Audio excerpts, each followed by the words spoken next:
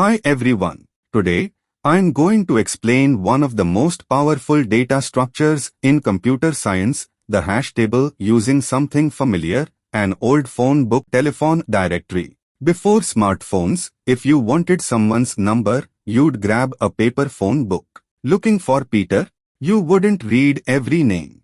You'd jump straight to the P section, then find Peter.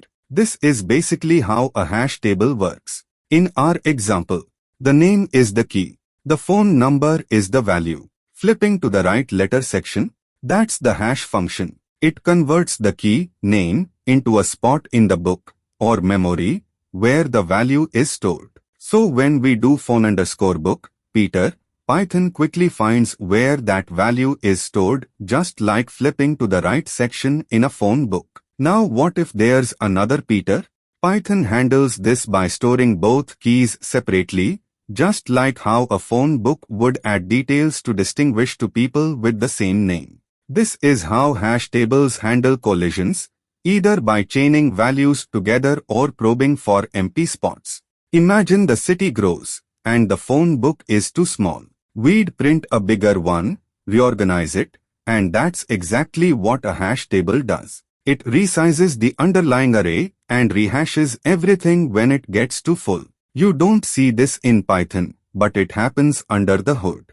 Just like adding or removing people from the phone book. So this is the recap of this example to understand hash map with phone book example. Hash tables power, Python dictionaries, caching, user sessions, lookup systems in games and databases. They are fast with average time complexity of 1 for insert, lookup, and delete. So next time you open your contacts or search a database, think of it like flipping through a phone book, only much faster, thanks to hash tables. And thanks to Python, you've got that power in just a few lines of code. Got any doubts about hash tables? Maybe how hash functions work, or how collisions are really handled under the hood? Drop your questions in the comments, and we'll dive deeper in a future video. Thanks for watching. See you soon.